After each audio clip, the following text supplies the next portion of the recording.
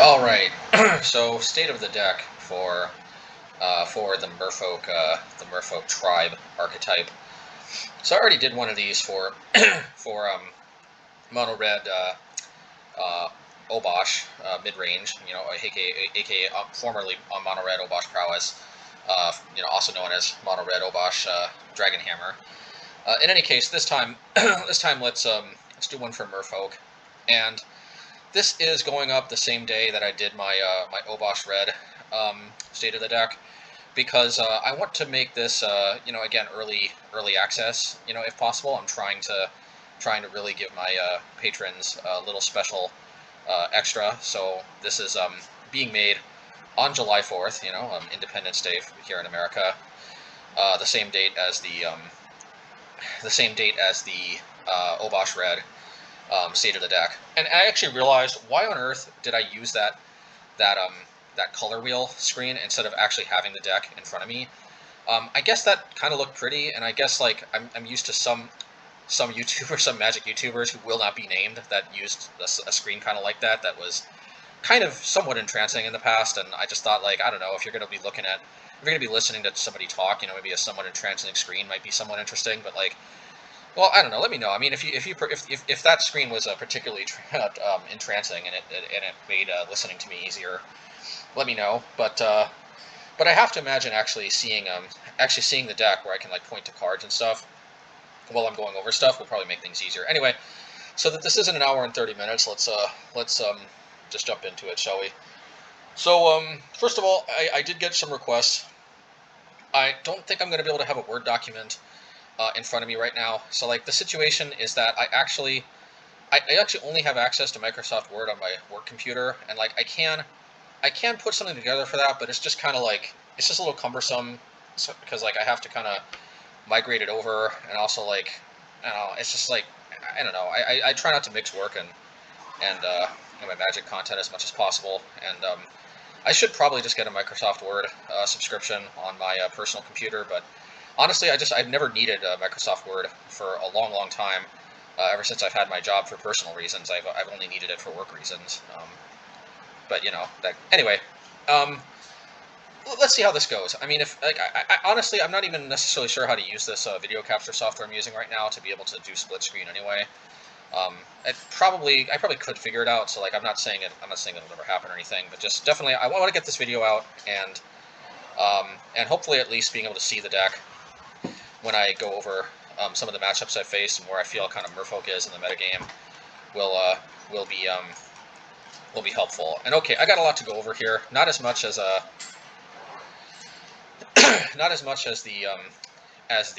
Obosh Red, but I do have a lot to go over. So let's 1 second. Let me see. Okay, so to make sure I was recording the right screen. So yeah. So first off, in my list of the first league, basically what I have in front of me is I have a list of the of my various leagues and what my results were, and each one is by matchup. Very basic stuff. Trust me, it's not you're not missing out. It's not there isn't a strategy guide or anything attached to it. It's just the matchups, and I think this basically jogs my memory, so I'm able to look at this and go off of this. In any case, so let's see. Red Black Goblins seems to be one of the first decks I faced with Svyelun Merfolk back when Svyelun came out. Just real quick. You know what? I just realized. So I'm not actually 100% sure that I'm actually going to be using this version. I've got my most recent version up here. I've been hearing a lot of good things about main deck Chalice from the Merfolk community on Twitter. So I did try it. I do have the video recorded of my test league trying out Chalice. I'm not going to spoil it, so we'll see how it goes. But just suffice it to say, I'm not saying Chalice was bad. I'm just not 100% sure that I'm gonna switch, because the metagame still is all over the place, and it doesn't necessarily smash every single matchup. But at the same time, oftentimes it doesn't do nothing either. I mean, it doesn't it's not completely dead in almost any matchup either. In any case, let me just quick reconfigure what this looked like before. So so like you all can see, because it's probably going to be one of these two types of decks. Yeah.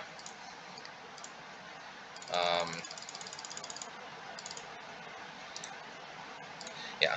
So here, this is the version that that I've my most recent tweet, my most recent 4-1 finish tweet depicts. This is, you know, so this is my. It's either basically this version or the Chalice version that's going to be my most recent version. And I'm also, this is another thing about this video series, is it could. I know a lot of people want to know like where I'm at right now, and obviously the leagues are pre-recorded, and you know they're not necessarily all completely caught up. It's not to say that, you know, sometimes I revisit some concepts from previous leagues that maybe I didn't give enough consideration to, and I like either wrote off or didn't like explore enough initially. So just because you're looking at an old league, it doesn't mean that you're looking at an idea that was tested and found like not viable or anything. You know, it's actually very often that I look at my old videos and I actually do decide to give something a second chance or try something again. So if you think that some of my previous lists are onto something, by all means, feel free to experiment yourself as well. But yeah, needless to say, I've actually, one of the consistent things though that I've been noticing, and I think it's probably going to be this way going forward. I could be wrong, but at least so far, even when I switched to the Chalice version, I felt this way. I don't feel I need main deck counter magic. I know that might sound weird, but Force Negation is just very hit or miss, much like Chalice itself in a way. And yeah, I just feel like Force Negation is an excellent card, but I just feel like it's really at its best in games 2 and 3 when I know like what the best card to pitch is, what the best cards to like, you know, counter. Because like even though you can counter stuff while holding mana up, you don't actually always know what you really need to counter in games in game 1. You know what I mean? Like you can counter various enchantments and things, but you don't always know if that's like the best card you should be countering. You know what I mean? Certainly you don't always know if it's worth it to pitch a card for. I guess a lot of times you do know when it's worth it to pitch a card for, but the main thing is when you're holding 3 mana up, you don't always know when it's worth it to hold up 3 mana or not. And that's the same consideration for Counterspell. You don't always know when it's worth it to hold 2 mana up. In any case, I've really been liking having no counter magic in the main deck. This is how Merfolk has rolled for a long time in Modern, and honestly, it's still doable. I think with Spreading Seas, and also in this deck with Tide Shaper, you can like sometimes Tide Shape or Spreading Seas your own brown lands if you really need to. Repeal, you can sometimes play on 2 on a 1-drop just to draw into more cards, to hopefully draw another blue source. You know, Aether Vial, of course, also helps. Like, you know, I think that you don't necessarily need counter magic in game 1, although I definitely wouldn't leave home without Force Negation, at least in the sideboard. I think it's, you know, if you can't afford it, that's fine. That's a reason not to play it, and no shame in that. But if you can't afford it, I definitely play it. Yeah, so I'm going to have the Chalice version up because I'm probably going to explore that a little more for a while. The main deck, yeah, Chalice version. And let's see, what's the, yeah, Harbinger. Harbinger's a little older card, so, yeah. And yeah, as you can see, I'm actually playing Force Negation as a 3-of, and I'm playing Dismember in the sideboard, and, you know, just making sure the changes saved. Yeah, I mean, like, I guess this, you know, like, just does a really mini deck tech. I do actually think that Dismember, like, you know, there are some matchups where it's dead. It's honestly, like, very useful in so many matchups that it's the card that I could see myself being most incorrect to relegate to the sideboard. And, you know, if Urza Saga ever gets banned, then probably Dismember is going to replace Spreading Seas main. But I just can't leave home without Spreading Seas when there's so many Urza Sagas running around. This card is 2 mana, destroy target Urza Saga, draw a card. That's a little nuts, and it's kind of hard to pass that up. Plus, of course, in some matchups, giving Island Walk is great.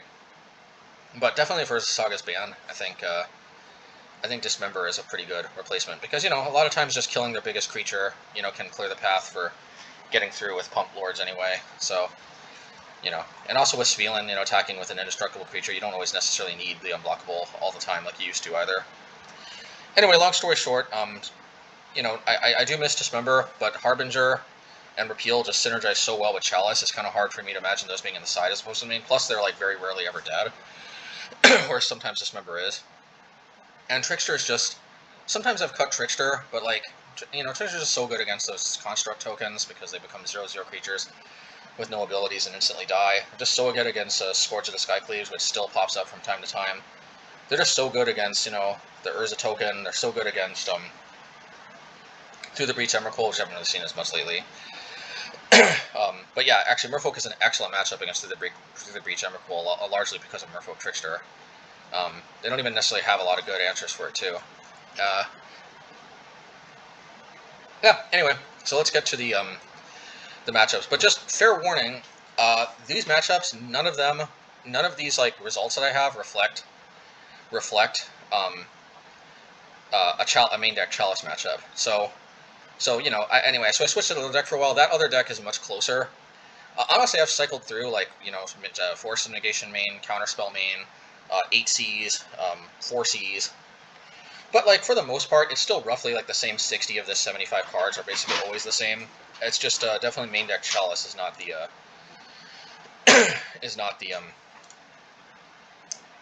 configuration that I used to get these wins and these other ones. So, first deck on my list, Goblins. I do see I have two wins in this first league against Goblins, and that was definitely a big encouraging factor. Actually, I think I just tweeted that Goblins is basically unwinnable, but definitely this result proves otherwise. I do think Goblins is a bad matchup, but it is worth noting that in my first league with Svyelun, and this one wasn't recorded, I don't think, because my first recorded one was the 5-0 one. Yeah, I did take it twice against Red Black Goblins, and I think what happened is that I managed to stick an early Svyelun, draw a decent amount of cards, and then eventually just spreading seas and like crash through with a bunch of Merfolk. And I don't think that would have been possible without Svyelun because they can just remove our lords if not for Svyelun. You know, just drawing a lot of cards and eventually overwhelming them with card advantage. And that's the thing, you know, we're not necessarily overrunning them with just pure card advantage. We're overrunning them with hopefully having more lords than they have removal spells, and that's the way we can overrun them. We can't necessarily overrun all their random goblins, but as long as we stick a Spreading Seas, and as long as we have more lords than they have removal spells, then we definitely have a very solid shot at winning. So that's where Svyelun really helps, and that's where I think I was able to steal those 2 games. And so, you know, sideboard considerations, like obviously if you're playing this deck, you'd take the Chalices out, and you'd definitely put Dismembers in. And honestly, I think that's pretty much what it would be. The rest of the deck kind of is what it is. It's nothing spectacular, but it's also nothing terrible either. Probably just swap the Chalices with the Dismembers in this list for that one. So yeah, I lost 0-2 to Heliod. Heliod can honestly be even more tough against Merfolk than it is against Mono Red, but you know, Counterspell out of the sideboard, you know, maybe taking out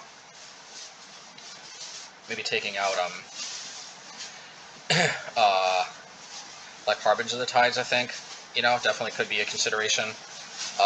Spreading Seas is excellent in this matchup, so I wouldn't touch that because you definitely want to hit their Utopia Spoiled lands. It can really set them back. And also repealing it to replay it later on like their random Horizon lands or Gabony Townships or something can also be good. Other than that, like you definitely want Counterspell. Again, probably taking out Harbinger. But beyond that, Force of Negation is a little bit iffy because it really only hits Collected Company, but of course you really need to hit Collected Company. So honestly, that alone probably makes it worthwhile. It's just a little bit tricky to think of like what to take out. I feel like taking out like 3 copies of Merfolk Trickster, but at the same time being able to leave those up is pretty huge. It could just be correct to take out like 2 lords and 1 Master of the Pearl Trident, which sounds weird, but 5 lords I find is generally perfectly enough. Is a perfectly fine enough number of lords, and you know, just that can help you not completely get destroyed by Collected Company. So yeah, and then probably taking out obviously Chalice for Dismember is probably where you want to be because that's not a good matchup for Chalice. In any case, that one was one that I just couldn't quite take it against, and Thankfully, you just don't see much Heliod at all anymore. You don't really see that much Goblins either, to be honest. It was a little odd that I saw 2 of them. I guess people were just excited to try new stuff. But yeah, we don't really see almost any Heliod, so I wouldn't worry too much that our Heliod matchup is a little suspect. Yeah, and I would say the Goblin matchup is probably like about a 40 to 45% bad matchup. And I'll take that because, you know, we can definitely juke them, like I did two games in a league. Plus maybe other ones too down here, but this is the first one. Then of course there's Mono Red Hollow one. We haven't really seen this deck much either, but this used to be all over the place. You know, like 3, 4, or 5 weeks ago or so.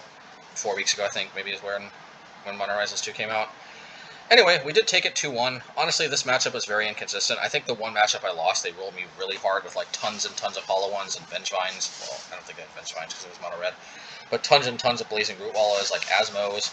I could have called this like Red Asmo food too, but like, you know, it seemed to me this was more about Hollow One than Asmo with all the discard effects and everything. But yeah, like, they just overwhelmed me with Root Wallows and Hollow Ones and Asmos and stuff like that. But in games 2 and 3, they just had a much more kind of benign hand that wasn't really doing as much. So I mean, you know, they were doing stuff, but they were definitely not like going completely crazy nutty. So, you know, I was able to take it against those. Ultimately, in that matchup, you definitely do want the Dismembers. You know, I'm not actually 100% sure Chalice is at its best in that matchup. Although Chalice on 0 for Asmo can be very critical.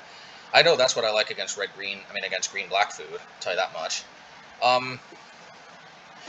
Yeah, and you know, honestly, I side out like 3 to 4 lords actually more often than you might think. There's a lot of matchups where you don't necessarily need 8 lords. I know it might sound weird, but like definitely against Hollow One, you want all the tricksters you can. Those things are vital to slowing them down. And I didn't have Harbinger at the time, but honestly, I'd probably leave Harbinger in too because because Harbinger, you know, bouncing a Hollow One and you know, Asmo and whatnot can be very good. Spreading Seas, I think, is necessary for Urza Saga, because I do think they were packing that.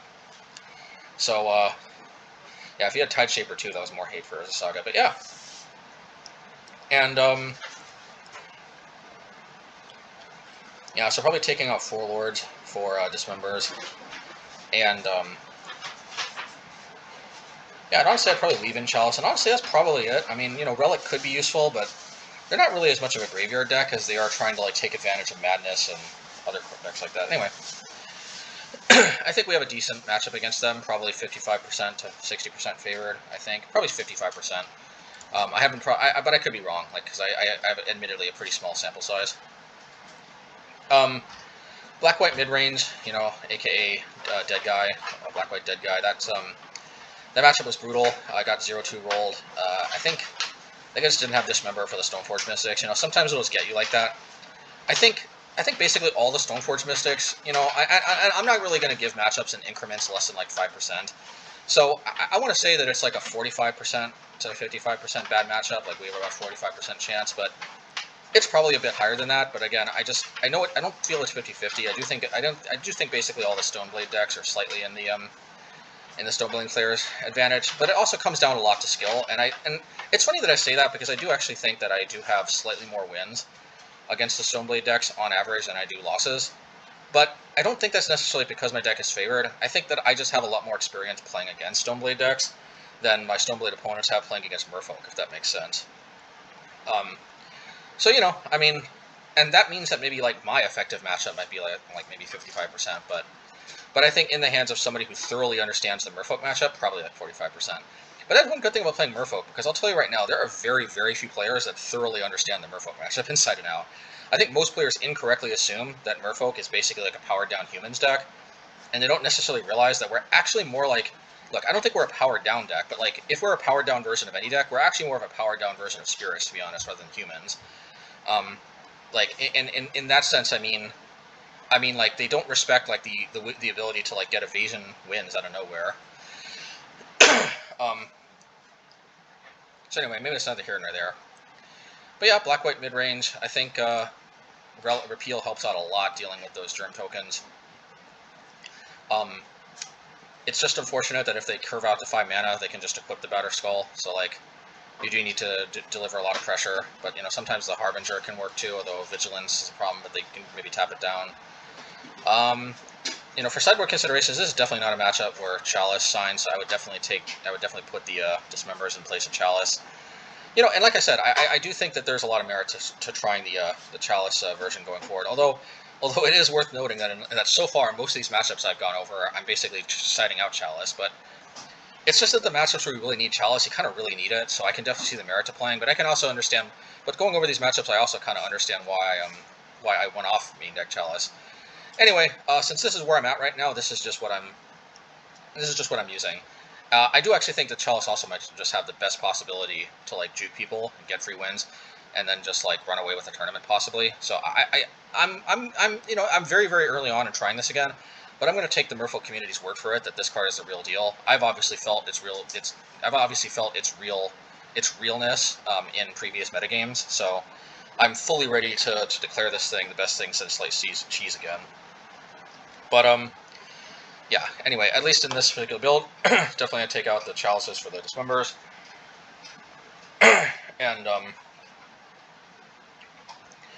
and I'd probably try to squeeze some counterspells in, because being able to counter their equipment, you know, if you deal with their Stoneforge, or just any random thing can be very critical. I don't know if we need Force and Negation, because these decks ironically play a lot of creatures usually, that usually play Aether Vial. Well, sometimes they play Aether Vial, sometimes not. But yeah, Counterspell I think is kind of better because it's a little more versatile. They play a lot of creatures, and they don't always necessarily play a lot of spells, and you want to be able to tag the creatures. You don't want this to rot in your hand just for the equipment. I would probably side out Harbinger, I guess, because you do need the Lords, you do need the Spreading Seas to make sure you can attack past the Germ token. You know, and you do need the Trickster to be able to tap down it sometimes to be able to like race it. So yeah, probably Chalice for Dismember, and then probably Harbinger for Counterspell. However, I think in my most recent league, I think I did actually side out Spreading Seas for Counterspell, and I left the Harbinger in. That was probably a mistake, although that deck was playing a Dothy Voidwalker, so like that was kind of important. You know, resetting Dothy Voidwalker is very important because that thing does put a lot of pressure on you, and you can't block it at all. So yeah, if they're not packing Dothy Voidwalker, probably take out a Harbinger. But if they are, then Dothy Voidwalker also can't block you, so that's why I sided out Spreading Seas for Counterspell. You always have to be able to make these judgments sometimes if they're playing some of these Dead Guy decks play Dothy Voidwalker, some don't. If they do, I think Harbinger's stock goes way up. If they don't, I think Harbinger becomes a lot less necessary. Anyway, that's black-white mid-range.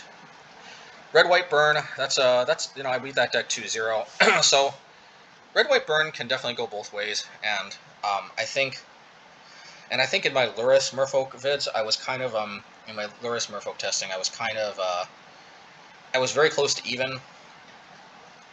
I think I've converted burn into a solid like 55% ish show matchup. I've never really felt as solidly favored against burn as I think a lot of my Merfolk brethren, or the other school of fish, so to speak, have felt. But I will say that when certainly if you're packing main deck Chalice, and actually that was the pre-Chalice assessment. Main deck Chalice, I am thinking that Merfolk is probably going to be maybe 60% favored. It's going to be, you know, they're still going to juke us some amount of time. We're not always going to see Chalice. I can't declare it more than a 60%, you know, favorable matchup, but with Chalice, yeah, I'm very confident to say it's a 55% matchup. And then it just gets better from there with the counter magic. So, you know, probably Burn is one of these matchups that we're happy to see. Not too happy because, you know, Burn is one of the perennial decks that's most capable of being able to steal a game off you. So, yeah, I would definitely leave the Chalices in. They sometimes have a lot of 2-drops, but like even if you just shut off 1 or 2 1-drops, like it's done its work in spades. So I would probably take out, ironically again, I'd take out probably 4 Lords for the 4 counterspells. Well, maybe not 4 Lords.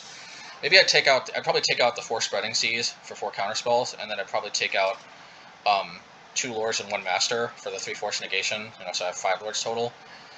Again, like I feel like the Lords in the burn matchup, they're really there to just kind of mop up after you've already kind of stabilized.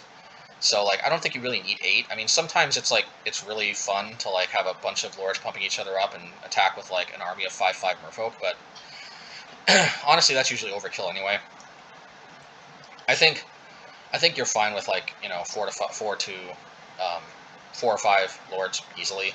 Just you just use these to push some damage like after you just like once you stabilize, You just want to push damage and kill them as soon as possible, and you only really need like 4 or 5 lords to do that.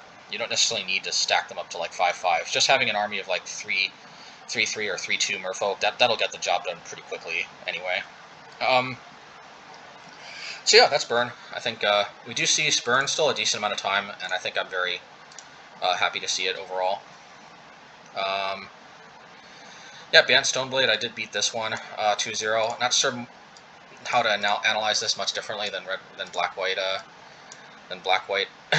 Stoneblade, but it is beatable. I think if I remember correctly, I juked them really hard with Repeal in this one. Like, I think they kept trying to return Batterskull to hand and replay it, and I kept having more Repeals, and I think they were like, oh, you know, which I'd probably feel like too. And that was at least game 1. I can't remember exactly game 2, but just, you know, I think game 2 I probably just overran them with Lords, if I remember correctly, and then I started copying them with Glasspool Mimic, which is a really nice thing about Glasspool Mimic. So, yeah. Green-Red Scapeshift. Oh yeah, this was my 5-0 league. Actually, yeah, so actually you can check out my my 5-0 league that I think went up like a week before last or so. So maybe I'm wrong about that assessment of Banned Stoneblade, but it'll be interesting to go back and see just like whether or not me kind of like speculating from looking at this chart actually corresponds, like how closely it corresponds to what actually happened. I kind of remember juking somebody with Repeal, but it might have been it might not have been this one. Anyway, Green-Red Scapeshift. Yeah, I think that's a pretty good. I think that's a pretty good matchup because overall, as long as you have your counterspells for their Titans or their Scapeshifts, then there's not a lot they can do. Chalice on 0 for Summoner's Pact can be good against Titan, but honestly, you just don't see Green-Red Scapeshift that much anymore. Like, you see Spring Delay Scapeshift sometimes, but just not really Green-Red. I would honestly, I still probably wouldn't necessarily need Chalice. They're usually not so all in on the Titans anyway these days. I would keep in the Spreading Seas because I do really like how it tags the Valakut, which sometimes they're using that to win with either just regular land drops or with Untitled Grove. So I'd probably take out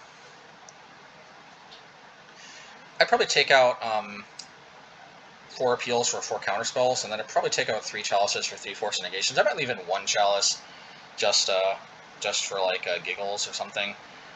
But you could just put a Relic in there. Although Dismember actually on Untitled Grove can be kind of important. So yeah, maybe scratch that. Maybe like you want Counterspell instead of Repeal. Maybe you want Dismember instead of the Chalice, and then maybe you just want to take out the the Harbingers for 3 Force Negations. That's possible. So yeah. That's Green-Red Scapeshift. I think that's a favorable matchup, probably 55%, but they can definitely get you a lot too. Man, what is up with all these decks that like main deck Chalice is not necessarily at its best against? Next we have Mardu mid-range, and I'm not going to say much more about that. That's basically the same thing as Dead Guy. Same exact strategy. I beat Burn again. Goes to show you that I think Burn is a very manageable matchup, either with main deck Chalice or without. Definitely way more with main deck Chalice, way closer to even without, but still manageable. With Chalice, definitely solidly favorable, maybe even 60%, but I don't want to go too crazy. I'm still going to say 55%. Yeah, Karn's Green-Red Karn's coding, which is basically just, yeah, and I don't think this was Green-Red Ponza with Karn. I think this really was a dedicated Karn's coding deck, because I did see, Liquid Metal Coding come out, and that other card. This would have been Saffron Olive playing it. I can't remember. I know he played one of those, but I remember him beating me when he played that. That was I don't think that was with Merfolk. I think it was a different deck, but that was pretty cool actually. But it might have been Saffron Olive himself. But there's this deck running around that has Liquid Metal Coating and has another very similar Liquid Metal Coating effect for 2 mana. And the idea is you just want to slam Karn and then immediately destroy the land by just ticking up, which is pretty brutal because it goes to 6 and it takes a land down, so it's actually pretty good. The only problem I have to imagine with the deck is that if you don't see Karn, that can definitely be a problem. And I do think they're probably playing like Ancient Grudge and other cards like that. Anyway, I did beat this deck 2-0 on this occasion. I gotta be honest, I don't remember my sideboarding at all, and I barely remember exactly what happened in this matchup. But I can guarantee you, I don't think Chalice was like... I think they barely played any Wonders. They may even play Chalice themselves, to be honest. So, probably replacing Chalice with Counterspell, and then probably replacing probably 3 Spreading Seas with 3 Forced Negations. You need the Repeals in case they stick an Ensnaring Bridge off a Karn, that's for sure. But yeah, probably you don't really need the Spreading Seas that bad, because they're not really... I don't think they have that many utility lands, and you're not necessarily trying to attack for lethal, and yeah, anyway. Yeah, 3 Spreading Seas for 3 Forces, because that's what I have to imagine where you'd want to be.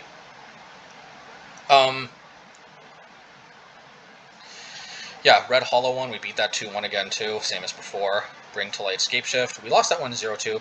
That one's way tougher. You have to hold up counter magic more strategically.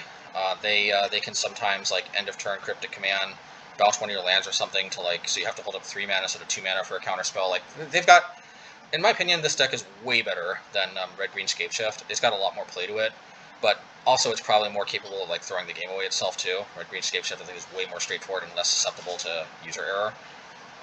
I lost Humans in this matchup 1-2, and I think Humans is is like a 45% bad matchup for us, like they're 55 or 45 or so. Definitely the main deck Chalice is no bueno in. Oh yeah, I forgot to do the sideboard for the green white. The Bring to Light Scapeshift. No, or did I? I think I said like Chalice for Counterspell.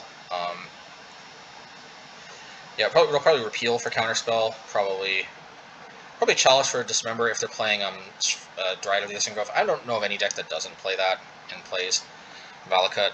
And then probably like yeah, probably 3 Harbingers. Probably same as Red Green. Yeah, probably same as Red Green.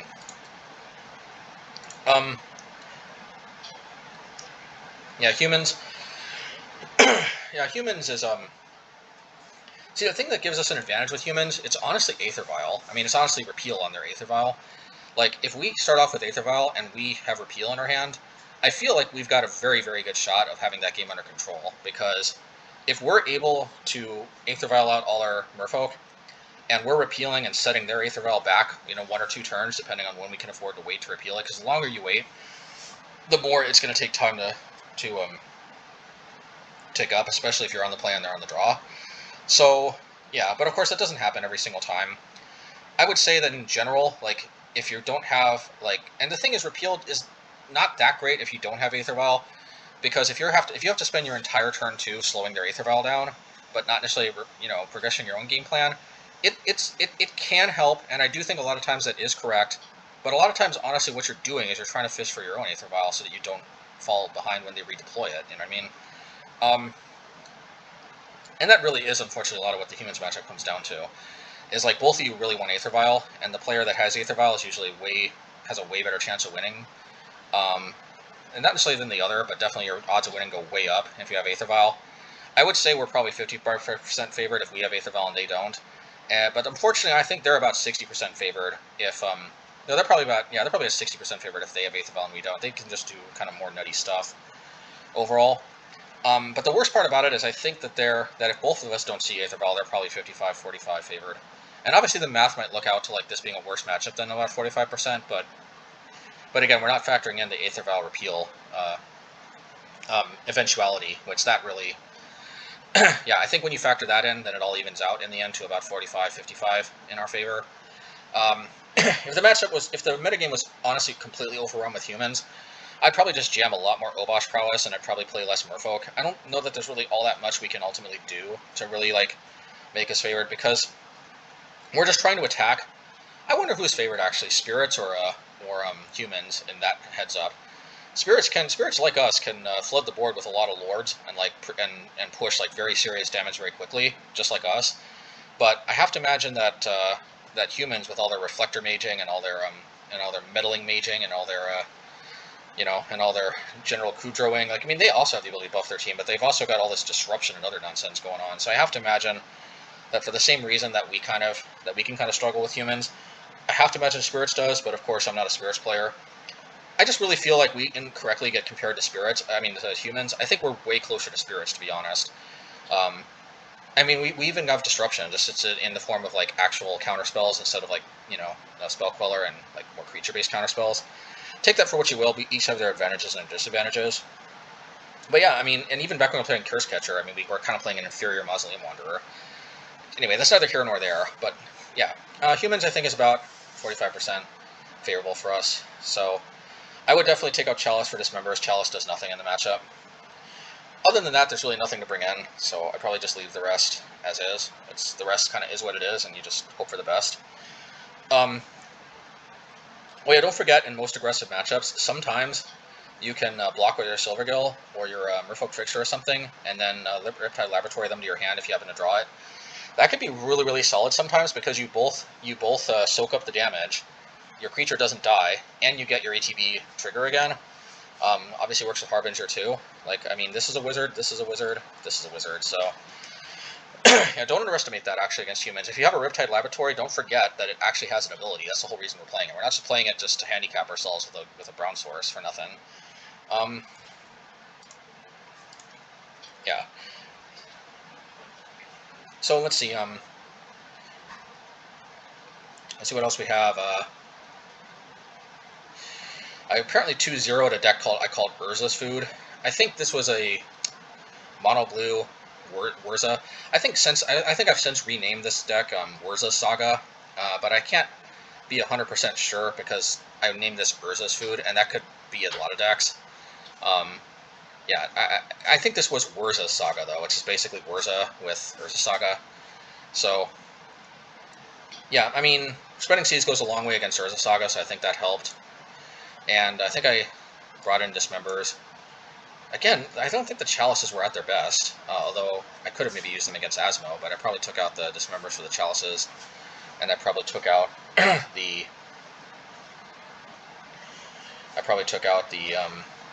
Harbingers. Well, okay, actually, I didn't play Chalice, so never mind. I wasn't doing that, but I probably would take out the Chalices for Dismembers, and I probably would take out the Harbingers for counterspells, probably.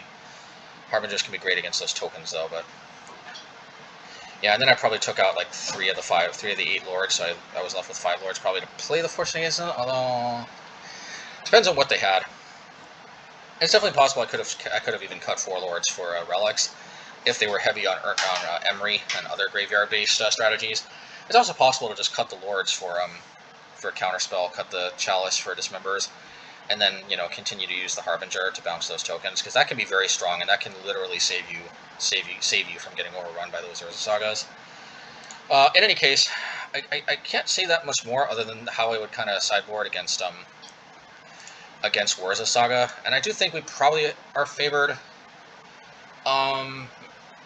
It depends, actually. Yeah, there are some versions that are heavy on Emery, some versions that are heavy on War of Invention. The ones that are heavier on War of Invention, some of them I think even have Karn. I think you want to squeeze in the Force of Negations, but the ones that don't, probably you don't need to.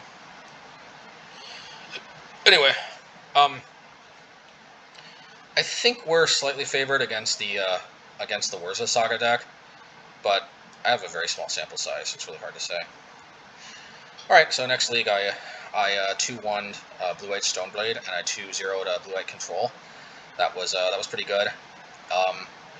Against Stoneblade can go both ways. Control, I do think in this Stoneblade matchup they didn't see Stoneforge Mystic that much. I think I had this marked as a control in the beginning, but then I changed it, especially when I saw an actual control deck that I think had Terminus and definitely no Stoneforges. Yeah, so I had Blue-White Control. I think in general we're pretty favored against most of the control decks. Obviously, not having main deck counter magic can be a little iffy against control, but I feel like we still have a lot of game, and hopefully being able to have Aether Vial and hold up Merfolk at end of turn and not just get blown up by Wrath effects. Also, we can flash in Harbinger and Trickster, so we've got a lot of instant play action. Yeah, I think even without the counter spells, but definitely when we had main deck counter magic, control was always a very solid matchup. I think aggro control always had kind of a leg up on pure control because it was just difficult. It's just difficult for control to both control the board and deal with a deck that's actually fighting back with its own counter magic on their counter magic. Then I have a deck I call Scapeshift Control.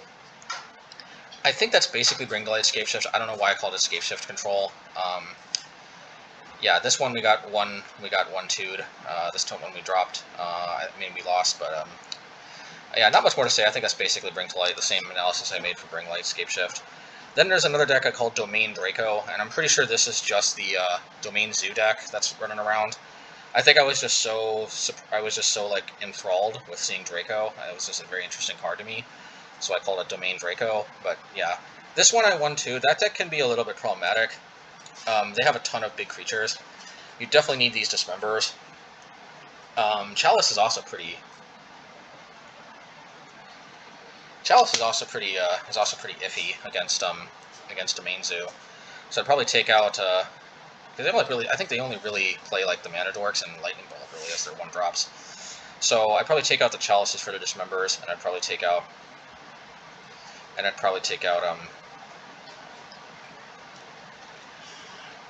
we're not any Spreading Seas because they usually there's an island in the mix for their domain mana base. It depends. If there really isn't, then maybe you do. But I think a lot of times, if they don't, definitely I think Counterspell comes in against those, and I wouldn't really mess around with Relic of Force. They play so many creatures that I think Counterspell stock is way higher than Force Negations in this one. If you do for whatever reason really need to give Island Lock, it is possible you could take out 4 Lords, but that's always more iffy. It's definitely going to be much better for you if they're playing a healthy amount of islands that you don't have to play Spreading Seas, and you can side into Counterspells instead of them, Dismembers for the Chalices. And then I think you got a fighting chance, but it can still just be rough because all their creatures just naturally outclass yours. And then they also have burn spells on top of that to like deprive you of being able to steal a game out of nowhere. Because like that's the thing. They don't have to like kill all your Merfolk on sight because most of their creatures are just naturally bigger than yours.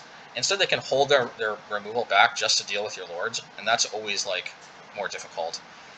Zoo has always been Zoo has always been one of Merfolk's worst matchups. So, you know, the Domain Zoo is just the newest form. I don't know that the Domain Zoo is necessarily any worse or any better against us than traditional Zoo, but you know, even when traditional Zoo was wild and coddling us and Tarmogoyfing us and Knight of the Reliquarying us and doing traditional Zoo things, that was the same kind of idea. So I would say we're probably a 40% dog in that matchup. Then we faced a Mono Black Zombies deck. I have to be honest, I don't really remember this deck at all, so I don't think I can really comment too much about this, other than that, obviously Relic came in. I think Chalice came in too, but obviously, what's going on here? Yeah, I think Chalice came in too, and of course in this version, Chalice would stay in. So probably in this matchup, I don't think I needed Spreading Seas because I think all their zombies basically didn't block anyway. So I think the Spreading Seas just basically came out for the relics, and I think that was basically that. Let's see what else. Yeah, I feel like we were favored against that zombie deck, but I just don't really know too much about that deck. Way too much of a small sample size. Grixis Death Shadow, we 2-0'd this one. We weren't playing main deck Chalice at the time. I think Chalice really helped us in Game 2. Game 1, I think we had to play really tight and Merfolk Trickster our way to victory at strategic points. But with Chalice and Harbinger and Repeal, I have to imagine that this particular configuration with Chalice of the Void is probably one very compelling reason to be playing Chalice main. And then of course, you know, so and it's like I 2-0'd that one, and I think we're probably like a 55 to 60% favored matchup in that one in Grixis Death Shadow. Honestly, for sideboarding, probably I would just take out some Lords because I don't think you really need to like rush them with Lords in this particular matchup. Maybe for like 4 Lords for 4 counterspells. The Spreading Seas are weird because they can actually be kind of good when you just want to generate card advantage later in the game when you draw a Repeal.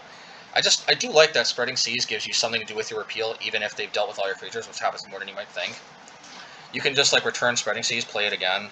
It's a very clunky source of card advantage, but like when it comes up, it's way better that you had that option available to you than that you didn't. I'll tell you that for sure. Yeah, then there's Is It Delver. I 2-0'd this deck. I have to imagine this deck is a bad matchup. That being said, Chalice really helped back when it was on the sideboard. I have to imagine Chalice in the main is going to help even more. We were also not playing Harbinger of the Tides at the time, and I have to imagine that helps deal with Murktide Region a lot. I think I countered the Murktide regions back when I wasn't playing the main deck Harbingers, but yeah, I have to imagine that this is probably like a 55-ish% favorable matchup. I would cut the I would probably cut, honestly, 4 Lords. I don't think we really need. Well, I would definitely start with the Spreading Seas, that's for sure. So I'd cut the Spreading Seas for 4 counterspells. And I might cut 3 to 4 Lords for either Force Negation or Relic. You just don't really need the Lords, and sometimes like having more counter magic against random or breach and stuff can just be really good. And like once again, the Lords here are really just playing cleanup duty, so it depends. I mean, honestly, Relic is probably too good to pass up. So I mean, I know it's a little bit of a non-bo, but I think what I ended up doing actually is I sided both Relic and Chalice in when I played this matchup, and I think that's probably what you want to do. So I think the approach there would be probably swapping the Spreading Seas for counterspells, and probably swapping like 4 Lord of Atlantis for 4 relics. I almost never cut Svyelun, by the way. It's just way too good. I almost never want to cut it below even 4 cards.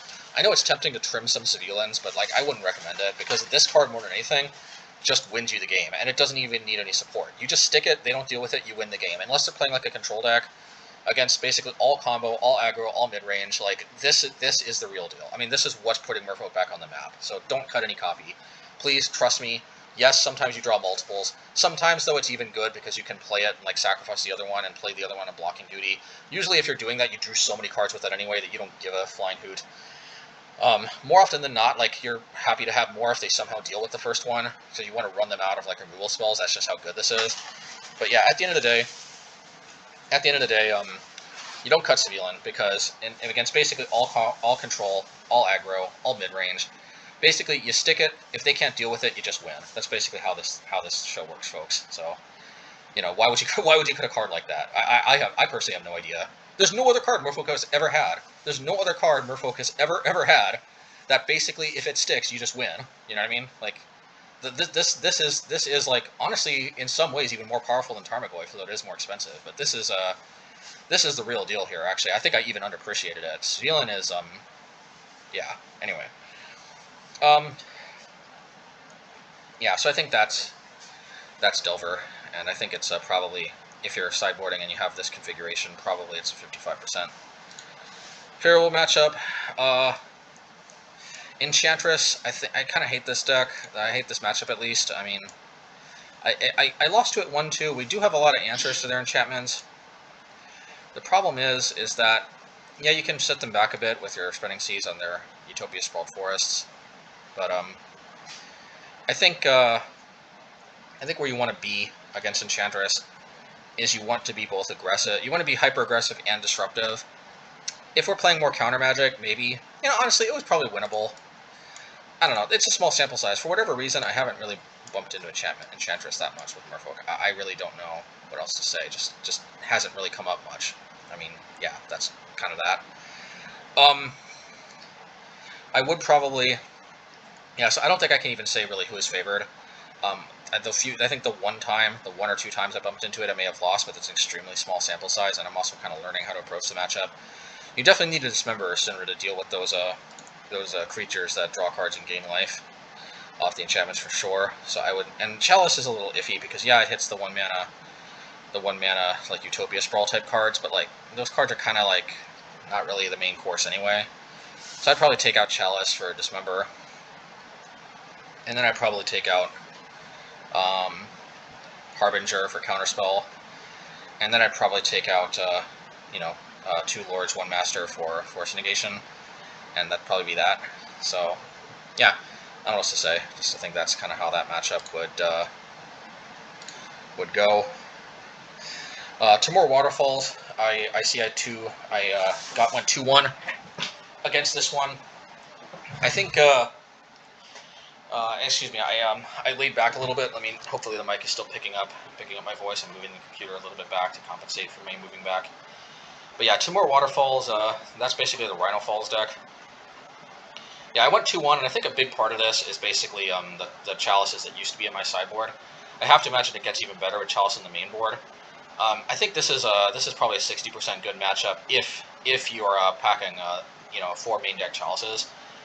If you're playing 3 of them in the sideboard like I used to, then it's probably like pretty even, maybe 50-50, maybe even. Because like you just even with lots and lots of repeals and even with Harbingers and Tricksters, although I wasn't playing Harbingers at the time, like I still think it's just kind of hard to deal with all those tokens. I mean, well, it depends. If they draw like a lot of them, yeah, I don't know.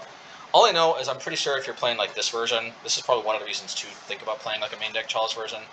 Yeah, I think you're probably going to be like 60% favorite because they just have a heck of a hard time with main deck Chalice.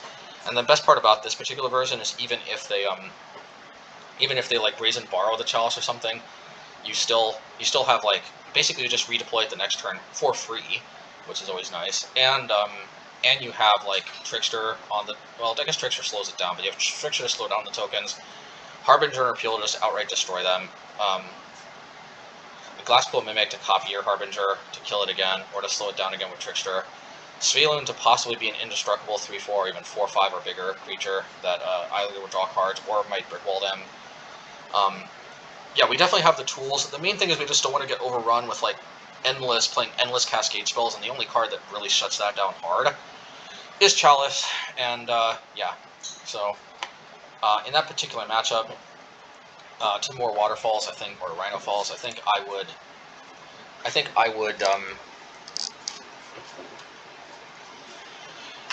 honestly, there's not much to change. I think probably wouldn't need Spreading Seas, so I'd probably take the Spreading Seas out for, gosh, I don't know, Counterspell. I mean, Counterspell's got to be a little better in this, remember, because you can just deal with 2 4/4s instead of just 1 with 4 life. Plus, their curve doesn't really start doing super threatening things in Soul Round 3. Sometimes they can ice you, though, before their turn 3, so there's that. But at the end of the day, I have to imagine, I don't really think there's that much more you need, other than maybe just Counterspell and Spreading Seas. Yeah, you could probably get away with playing, with taking out, like, yeah, and probably it would be probably wise to maybe take out 3 Lords for 3 Force of Will, Force of Negations too, because if you don't see Chalice, you can also just Force of Negation the Cascade spell. And if you do have Chalice, you can try to Force of Negate their Brazen Borrower or their, I don't know, whatever it is they bring in to deal with these things. Maybe not Ignat Chewer, because I think Ignat Chewer is one of their go-to cards, because it doesn't get cascaded into. Anyway, so the Rhino deck, I think we got that under control. Hardened Scales, this matchup sucks. We lost 0-2. There's not much to say. Like, I'll just explain a little bit why it sucks, and like that can maybe give us a clue on like how to play a little bit better against it. But fundamentally, it sucks because Chalice of the Void should be our Haymaker card. Like, they have so much stuff on 1 mana, and all of it is like must-answer stuff. Chalice would be like our savior in this matchup, but the problem is that, I mean, yeah, because it hits the Ozolith, it hits Hardened Scales, it hits Animation Module. I mean, what does it not hit, right? But it hits Zabaz, it hits Heartbound Worker. Yeah, it just hits so much stuff. But you see, the problem is that, man, if they have an Animation Module already in play, they can pay 3 and they can put an additional counter, an additional charge counter on the on Chalice of the West too. Yeah, charge counters. I'm not sure if it specifically says charge counters or not, but their deck, I tell you this much, whether they say charge counters or not, their deck gives your stuff additional charge counters. I've had it happen to me, it's not pretty. So yeah, what they'll do is they can use, if they have an Animation Module in play, you pretty much are priced into having to like end of turn repeal it, play Chalice to try to shut it off. If they play 2, then you don't have 2 repeals and like just forget about it. Yeah, because basically what they can do is they can pay 3. That allows them to put an additional charge counter on your Chalice, and then voila, your Chalice on 1 becomes a Chalice on 2. And now not only does it not shut off basically anything in their deck, but now it's shutting off your entire deck. Lovely. So Chalice basically has to come out if it's main deck. It doesn't come in if your game's 2 and 3, and that's a big shame because Chalice would be the card that bails us out of this matchup, but it just doesn't because of how that works. Pretty sweet stuff.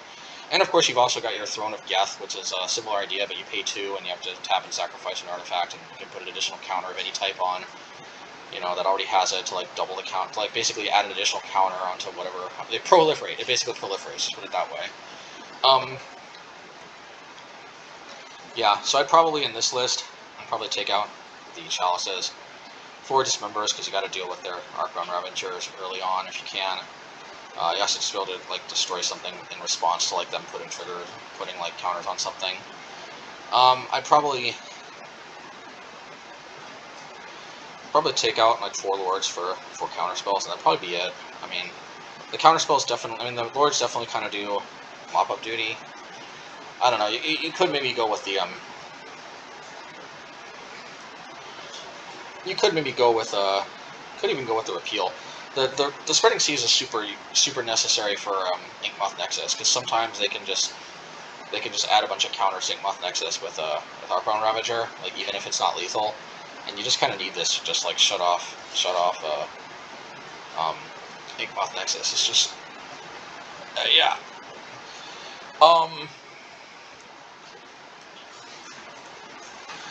Yeah, I don't know though. It's entirely possible you don't even need Counterspell. I think my most recent attempt, I just didn't even bother with Counterspells, and I just tried to like rush them with like seizing a land, playing 8 lords, just attacking for victory, and then just putting in Dismembers, or keeping them in and not bringing in Chalice, whichever way our most recent deck is.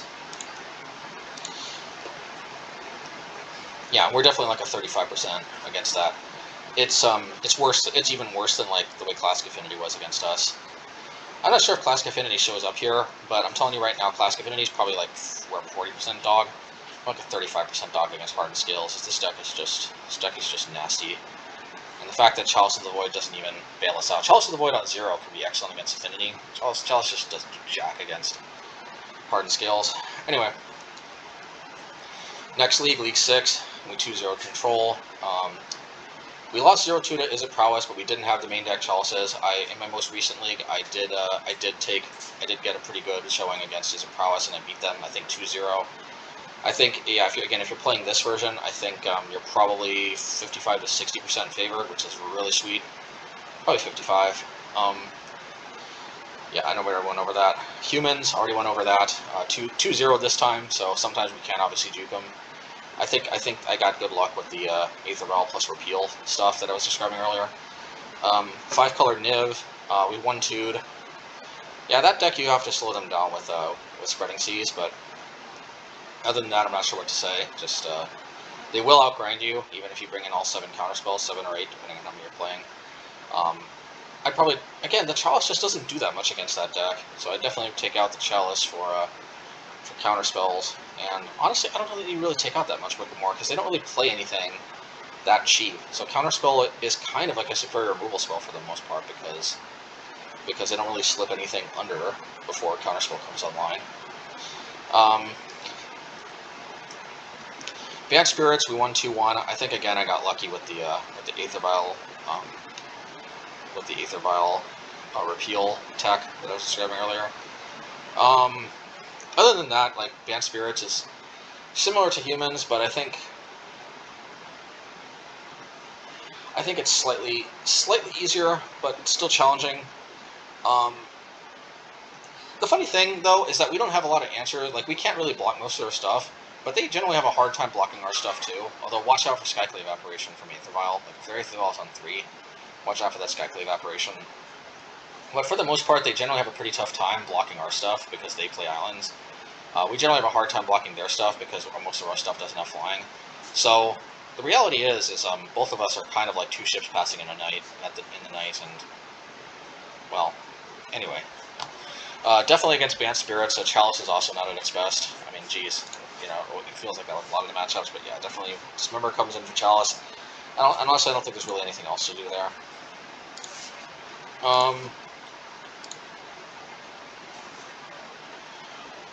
Let's see. So Waterfall's at 2-1 again. Again, the Chalice is just super clutch, like I described earlier. Heliod, we 0-2'd again. Like I said, yeah, winner. This still popped up from time to time. Boggles at 2-0'd, and Boggles is an excellent matchup with main deck Chalice. I wasn't main decking Chalice at the time, but I did main deck, I think, Force Negation for this one, which, you know, on the Daybreak Coronet can just run away with the game. I mean, you can just prevent them from running away with the game. And then Repeal gives you a lot of, like, you know, most of their enchantments cost 1 or 2 mana anyway, so Repeal is really flexible, nice interaction that you normally don't have against Boggles and most other decks. Yeah, and in this particular deck, you're almost like pre-boarded. I mean, I say almost because you probably don't need the Harbingers, but we can bring the counterspells in for those. And You know, frankly, I think you need the Spreading Seas, because sometimes they can suit their, as long as they don't get Daybreak Coronet, I think you're okay, but sometimes they can suit their creature up with a bunch of stuff, and you need to, like, get around it. Yeah, honestly, yeah, probably you don't really need Trickster, so, like, you probably start with cutting Harbinger for Counterspell.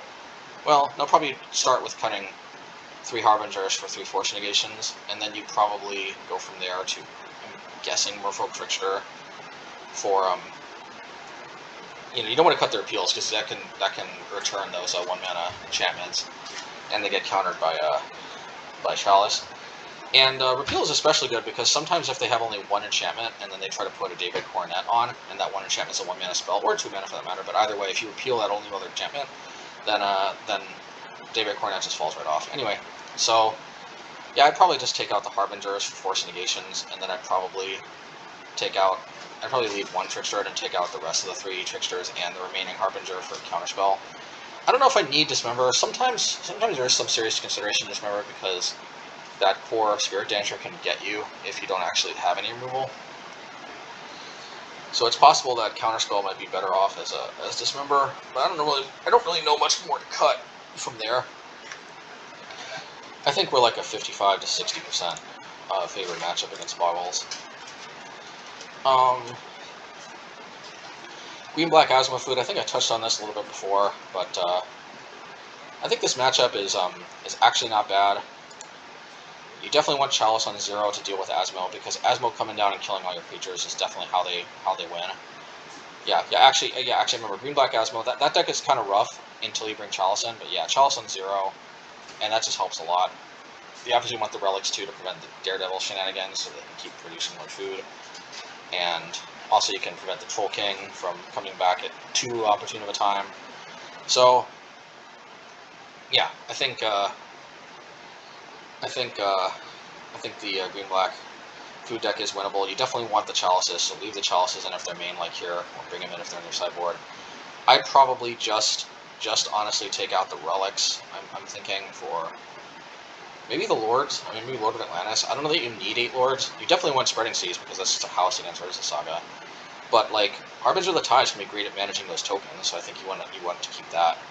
I don't know that you need 8 Lords, so maybe just cut the 4 Lords for 4 Relics and call it a day, because the rest, Trickster's great against the tokens too, and so is Repeal. Repeal can also reset your Spreading Seas to deal with an Urza, like if it's not on an Urza land, as it sacrifice itself.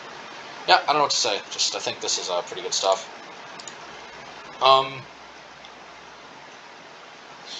Red-White Burn, so, you know, Red-White Burn, like I said, they can take a game against us, so we did take a loss here, 1-2.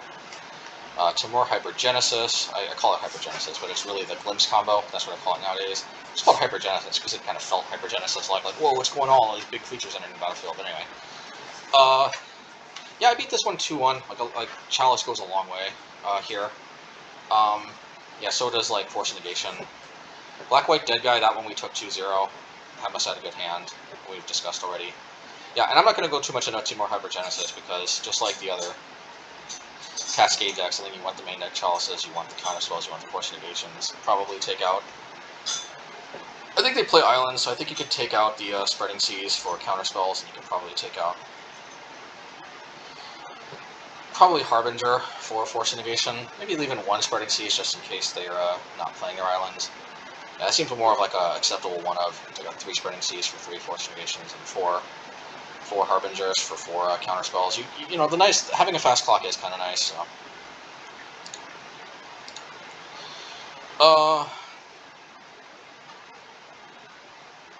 Let's see here.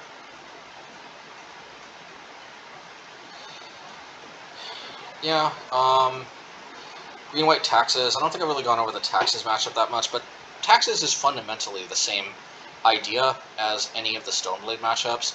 It's really Stoneforge Mystic that really gets you, like 90% of the time. So, just like that deck, I think you take out the Chalices for the Dismembers, and probably the Harbingers for the Counterspells, although it depends, because they have Aether Vial, so probably just leave the Harbingers in, which can still be pretty good. Yeah, we did lose 1-2 against the Taxes deck, because, you know, the Stoneblade matchups can definitely go both ways. Blue-red asthma food, that one we lost 0-2. I think we already went over that earlier, so, you know, that can definitely go both ways. It could be a bad matchup. It didn't feel unwinnable to me, though. Red-black Shadow, we still see this running around. The thing is, this format's just all over the place. None of these decks have necessarily seen that much more play, in my experience.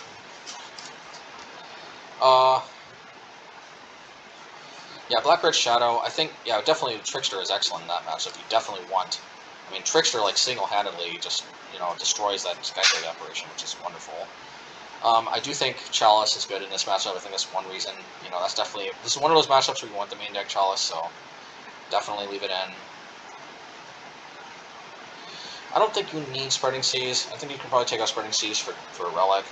Spreading Seas can sometimes juke them off of mana to cast Proxa, but honestly the better approach is probably just to try to, like, remove it from the graveyard. I don't even really need Dismember. I could be wrong about that, though. Yeah, so I would take out Spreading Seas for Relic. And then maybe take out, like, 4 Lords for 4 Counterspells and call it a day. I think that's probably about right.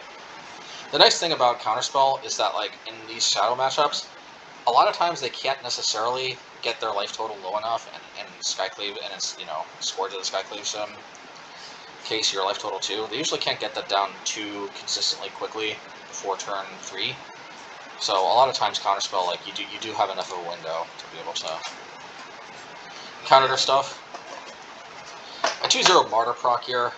You almost never see this deck. Some interesting stuff to run into this. I think Chalice is a house because they play so many 1-drops in that deck. So I'd probably Dismember can be good too, because I think I did Dismember the Sarah's Ascendant before it went out of control, and, like, you know, sometimes if it gains just a little bit of life, it can get pumped and become out of control. So I think in the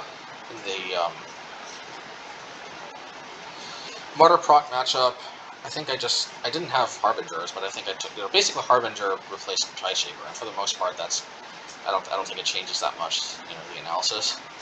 So I probably would take out the Harbingers for, well, the Harbingers can send them back to their hand, which is really nice. Maybe I'd take out 3 Lords or 4 Lords for Counterspells, probably. Or Dismembers, I can't remember. Probably one or the other. And it's tough though, actually, because all of these cards are pretty good. I'd cut either 4 Lords or I'd cut 4 Harbingers, and I'd probably experiment, you know, which one was better to cut. But that seems where it's at. Dismember could be good too. If I were to bring in Dismember, I'd probably take out Trickster, but that's it's a little bit iffy because Trickster has always been a very good card for us. Blue-red Phoenix. Similar to, like, you know, to, like, Prowess in many ways. I think it is Prowess. It just had Phoenix in addition to the Prowess creatures, because it had that faithless salvaging or whatever. We did 2-0 this deck, but I think definitely we want Relic. Definitely we want Chalice. Chalice on 1. We have so many cantrips. So I think the Chalice would replace the Spreading Seas, and I think that deck had a Thing in the Ice, you know, just like the old Phoenix deck. So I think if they're playing Thing in the Ice, actually Harbinger is great against Thing in the Ice. Yeah, you probably just end up taking out 4 Lords, you know, even though they're a blue-based deck. I just don't think you really need 8. So probably just take out, yeah, just take out Lord for Dismember, and Spreading Seas for Relic, and I think you pretty much call it a day against that deck. You might not need Repeal, actually. Could actually just replace Repeal with Dismember, too. Probably wouldn't be the worst idea. Yeah. Alright,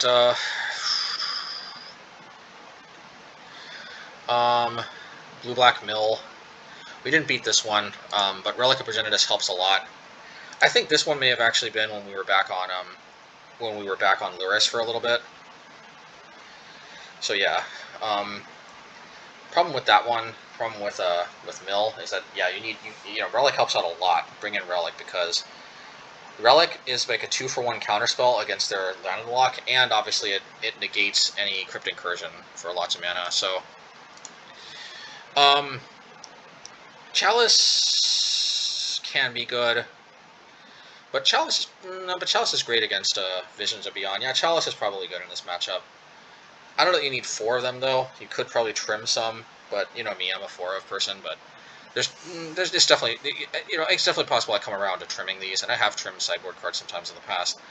But yeah, I'd probably take out Spreading Seas for Relic. I just don't think you need Spreading Seas, and they usually have islands anyway. And honestly, if you're main decking Chalice, I don't think there's really that much more you want to change, because you definitely like the Repeals and the Harbingers to deal with the, well, the Harbingers, I guess, don't actually bounce it on their own. They need Trickster to tap it down, those crabs.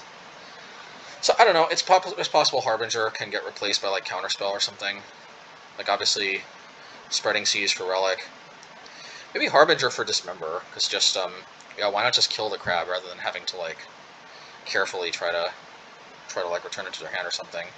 You could even replace Trickster with, like, a Counterspell. But, and then it becomes harder to hold up something.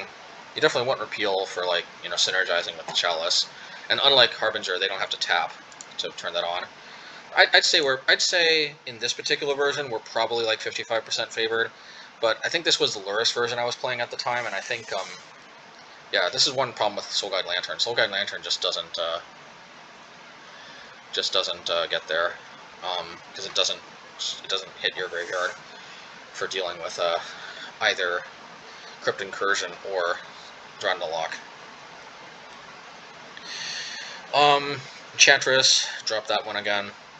Red Black Shadow, I have 1-0 here, so I must have forgot to fill in the rest. I don't know what happened, but I think we have a generally decent time against that, so I'm going to assume I won. Timur, Scape Shift, I think that pretty much is the same as, I'm pretty sure this was Bring to Light Scape Shift, I just called it Timur, but yeah. I've already discussed that before, we did take a 2-0. Grixis Shadow, this one took us down 0-2, so, it happens sometimes. We 2-0 Jund. We outjunned the Jund, as they say. And I definitely think against Jund, we definitely want to take out Chalice for Relic, because Relic's just excellent against both Kroxa and Tarmogoyf.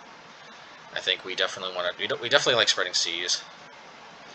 I think honestly we could take out 4 Lords. And I think 4 Lords for 4 Dismembers. Yeah, you don't really need counter magic. So I think against Jund, we just take out the Chalices and 4 Lords for Relics and Dismembers, and then we also have a pretty decent interaction at slowing down their Tarmogoyfs and other stuff like that. I think we're like 55 to 60% favored against Jund. I think we do a fairly good job at outjunding the Jund, especially with Svyelun. Svyelun is a card Jund really wishes it has, trust me. Timur, Waterfalls, Rhino Falls. Yeah, we took that 2-0. Once again, the Chalice is amazing, like I discussed before. Black-Green Yawgmoth, we got 0-2'd by this. This one's kind of challenging. I think we do have a shot. One second.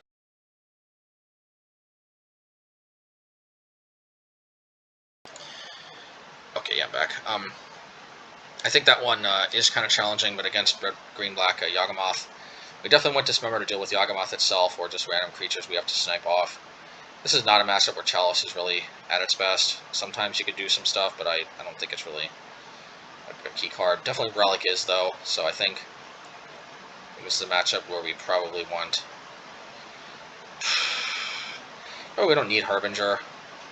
All their serious stuff taps the turn, it's going to win anyway, for the most part, so... Probably taking a Harbinger for Relic, Chalice for a Dismember, that's probably where you want to be. I kind of want to squeeze 4 Counterspells in there, too. So, honestly, you could probably just cut... You probably could just cut 4 Lords. And trust me, 4 Silvergills, 4 Masters, 4 Tricksters, and 4 Svyelun's, 16 Merfolk, and 4 Mutavaults, that's enough, trust me. Yeah, so you can probably do that too, because Counterspell can be great against all their Eldritch Evolutions and Call According and all that stuff. So, yeah, take out Chalice, Harbinger, and Lord of Atlantis for Counterspell, Dismember, and Relic. Yeah, I think we have a chance for sure against that deck. We didn't take it down that time. Red-White Prowess, pretty much the same as Blue-Red Prowess. I don't think I'm really gonna really not going to go into that much more detail about that. I think basically going to apply the same logic there. Giganta Prowess, kind of sweet to see somebody rocking one of my Giganta Prowess style type decks. But essentially that's the same type of idea as Blue-Red and Red-White Prowess, because that deck plays faster because it doesn't have Seasoned Pyromancer, so that deck kind of maxes out on the 1-mana Power Trigger, sometimes also supplements with Abbott and, you know, Lava Dart. It's very similar to the Blue-Red Prowess deck. We did take it 2-0. I mean, sideboard Chalices are huge, and main deck Chalices here. Green Tron, at the time I was playing 8 Seas, I was playing Tide Shaper and Spreading Seas and 8 Lords, so I think we can all imagine how the Tron matchup went in that one. Yeah, here I'm a little more, I really miss having the 8 Seas, but you know, I don't see Green Tron all over the place, so I think we're okay. Is it Delver? Delver Prowess here. I think this is Delver. Yeah, I think I already went over that. It is nice also that Harbinger can add the ability to bounce the Murktide Regent. Yeah, I think we're solidly favored, and we've already discussed, I think, both Prowess and Delver.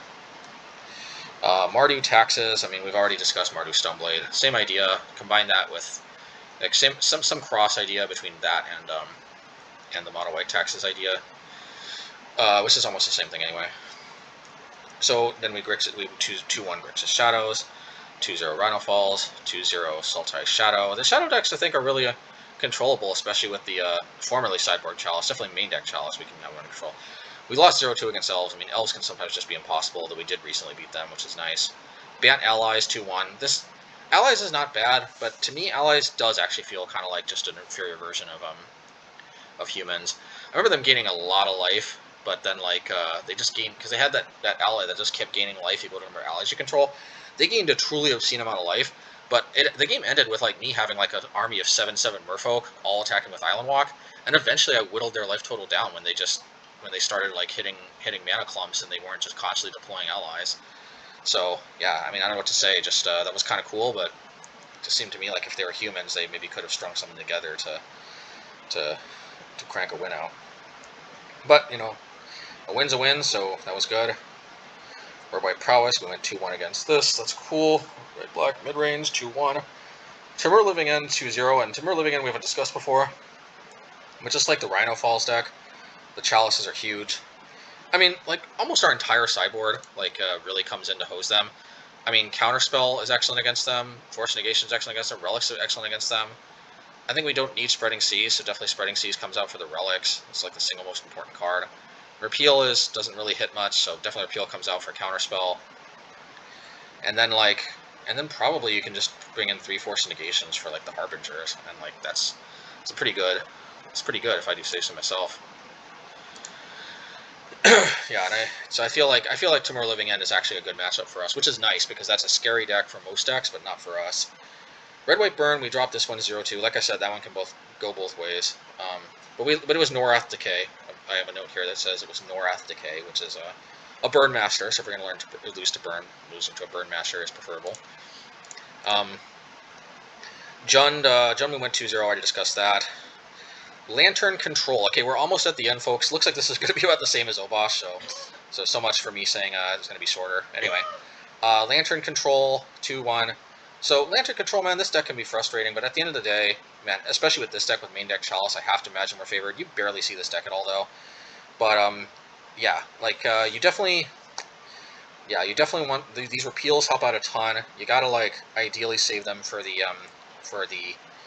ensnaring bridges. Don't get too clever with bouncing their 1-mana artifacts unless you have Chalice out and you can bounce them under a Chalice so they can't play them back in. Unless you do have that, I would definitely not be blowing repeals on those 1-mana artifacts. Unless also you just desperately need to cycle into more lands, but do that very cautiously because every one of these you throw away is super precious because you only get so many of these. They have discard cards in their deck, and sometimes you even need to, like, if they have 2, sometimes you need to string together like an end of turn repeal and then repeal on your turn with a giant army.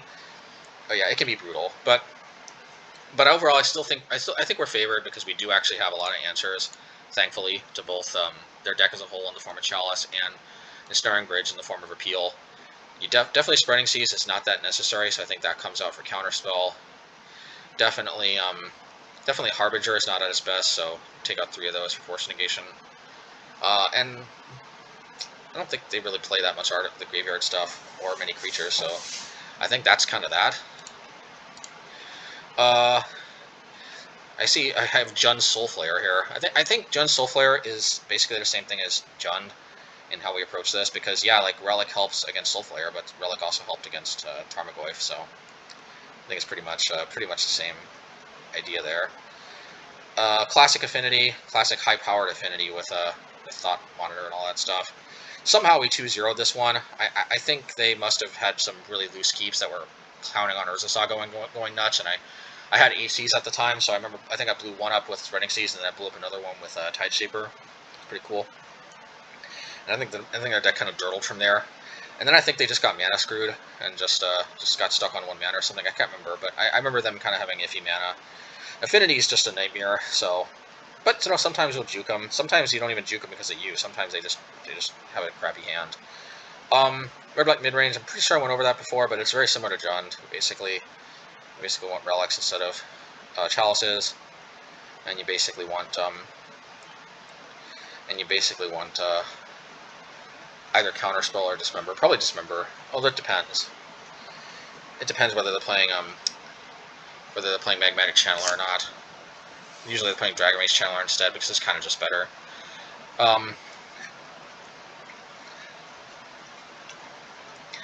Yeah, ultimately you replace Chalice with Relic, and you know what exactly you want to do from there is kind of up to you. But that goes a long way. Hardened Scales got us again 0-2. Already discussed that. That matchup sucks. Red White Burn 2-0. So you know I think we're favored, but obviously we went through a 2-match juke spree, and you know obviously we juked them the 2 matches before that, so we get them back with a 2-0 here. Red White Prowess. I mean, you Blue Red Prowess. We actually 2-1 that. That's pretty sweet. Again, the Chalices go a long way to making that happen. White Taxes 0-2. Yeah, sometimes you just don't have an answer to Stoneforge Mystic, or I think I did in game 1, but then they drew a second one, or they already had a second one in their hand, and I couldn't deal with both. So sometimes it goes that way. E-Tron, don't ask me how, but somehow I 2-0'd them. I think they got horribly mana flooded and complained, but anyway.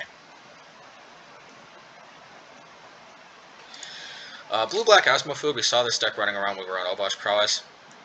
I think this is mostly the blue Urza food deck, just playing a splash of black. I don't even think I saw that much black. Honestly, I think they might just be playing a really tiny black splash to actually play out their Daredevil, their Oval Chase Daredevil, if the situation calls for it. Having the option to play that is pretty sweet, not gonna lie. But I think more or less it's the same as like the mono blue Urza type deck, or the to a lesser extent the red blue Urza type deck. At the end of the day, it's an Asmo food deck, and Chalice and 0 helps a lot. And you know we've kind of already discussed it, so that I'm good on that one. And then yeah, the rest of the stuff we already placed 2-0, you know, and we did 2-0 that Asmo food matchup.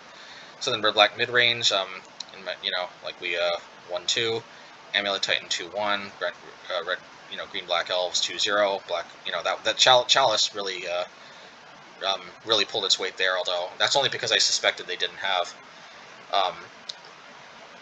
Cavern of Souls. It turned out they did, but it just so happened that I didn't see the Chalices when they saw their Cavern of Souls, and I earlier suspected that they didn't have it, they actually didn't draw it, and then the Chalice hosed them hard. So there was a little luck there, but you know, yeah, Elves 2-0, Black White Dead Guy 1-2, Is it Prowess 2-0. So that's kind of like the state of the metagame where we're at with Merfolk. I mean, you know, big picture, where exactly do I see Merfolk in the meta?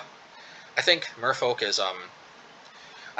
is decently positioned. I mean, like, Merfolk is never really lighting the world on fire, but Merfolk sometimes is a much more solid choice than others. And I do think if there ever is a time that Merfolk can hit some, you know, some favorable matchups of different types of stripes, you know, and like possibly spike some kind of tournament, it's probably now. So yeah, I do think that, as you can see, I think we do have more good matchups than we have bad ones. So the problem with Merfolk is I think Merfolk, we have mostly even matchups. I think we mostly, you know, maybe it's a little biased, it probably is a little biased, but I think we mostly have slightly favorable matchups almost across the board, if we know what we're doing. The problem is that is that while we have slightly favorable matchups across the board in most matchups, when we have a bad matchup, it's like really bad. Sometimes it's like 30, we're a 35% dog, sometimes 40. We're kind of lucky if it's like 45% dog. So that's the problem. Like you trade like having slightly favorable matchups across the board with having just, you know, a decent amount of truly bad matchups. So I guess in a way that kind of makes us kind of like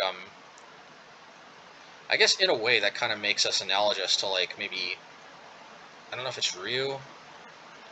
Yeah, maybe it's like Ryu or something, because I think Ryu is similar in Super Street Fighter 2 Turbo. I think he has like slightly favorable matchups across the board, and it's kind of a ongoing debate whether or not he has a slightly favorable matchup against Zangief and against Balrog slash M Bison, you know, aka Boxer. Personally, I'd like to think that Zangief and Boxer have Ryu covered, because I mean, like, I mean, you know, they're kind of designed to have the tools to be able to get around the fireballs, but you know, that's anyway. We're not talking here for Street Fighter, but you know, definitely Ryu has been analogized to be a character that has some you know, slightly favorable matchups across the board, but then has some truly bad matchups. Like if I remember correctly, I think Old Sagat is just like impossible for him, and what else? I think Vega, he can. I mean, I think Claw, he can be okay. I don't know. Actually, beyond that, I don't know. I'm gonna brush up with my Street Fighter 2. We might have kind of a difficult Chun matchup, Chun-Li, I'm not sure. Anyway, that's not. Anyway, ultimately, we're not here to talk about Street Fighter, but the point is that this is kind of a known archetype. I think in a way we are kind of like the Ryu of this of Magic. Unfortunately, I think we've got multiple Osagats, which is kind of a problem. But yeah, I mean, with solid play, I mean, like Damdai was a super good, you know, super turbo player and mained Ryu for a long time, and you know, and I think like in the right hands, we can kind of have similar success where like we don't light almost any matchup on fire, but we've got the tools to deal with most everything. So you know, let's hope Merfolk continues to do well, and I think it's decently positioned.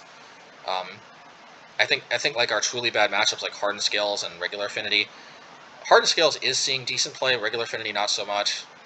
But like I definitely don't think that like we're seeing our truly bad matchups in truly terrifying numbers. So I think we're gonna be okay. So anyway, once again, trying to stop this before the 1 hour 30-minute mark. Love y'all, and yeah, and so let me know if this was better to have like my deck open to discuss this. I'd love to do more, but I just like I had to get this video out for the early access. And I already spent a lot of time. I already spent 1 hour and 30 minutes. I mean, geez, I spent 3 hours of my day talking about Magic between this and the Obosh Red content. But you know, then this I guess will go up on the regular channel. You know, the next week anyway. So anyway, we shall see. And if you like this content, like and subscribe. Check out my Patreon. I'm given early access, so this is going up for my Patreon subscribers first.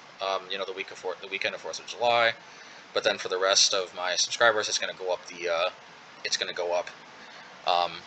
week after that. So, all right, take care, everybody.